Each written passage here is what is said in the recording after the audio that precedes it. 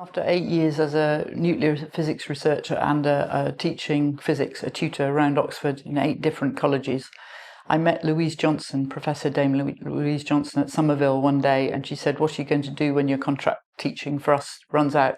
I said, "I don't know." I didn't want to think about it. I had a 2-year-old and an 81-year-old mother-in-law living with me that I was helping to look after. I said, "Oh, I don't know. I'll probably have to change fields because nuclear physics isn't being funded anymore in Oxford."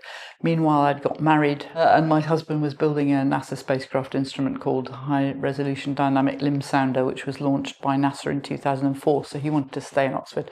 So she said, "Oh, good, we're looking for somebody just like you. Why don't you come around my lab tomorrow? We need someone to look after the X-ray generator who knows about vacuum systems, detectors and assembler code," which was and workshop. We'd all done workshop courses in nuclear physics, so I could fabricate things, as we'll see in a minute.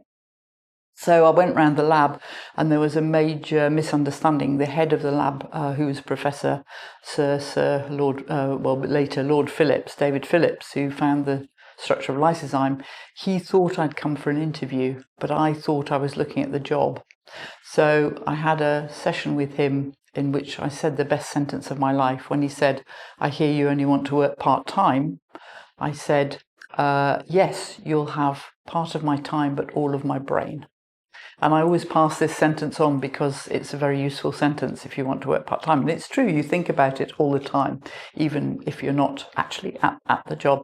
Anyway, I rang up a few days later and said to his secretary, who was a wonderful lady called Pam Batchelor, "I'd like to apply for the job." And there was a long silence and she said, "But oh dear." And I said, "Well, was I not considered suitable for the job?" And she said, No, it's not that at all. It's just that we thought you'd come for an interview and you've got the job."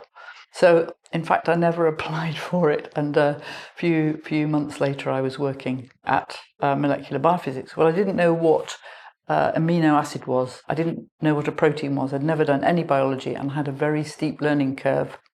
Very first day I had an argument with one of the students because he came up from the microscope room and he said, "I've just seen a nucleus." And I'm like, "No, I've just spent 11 years looking for a nucleus and I've never seen one." And we had a big argument. And then I realized he's talking about the nucleus of a cell and I'm talking about the nucleus of an atom.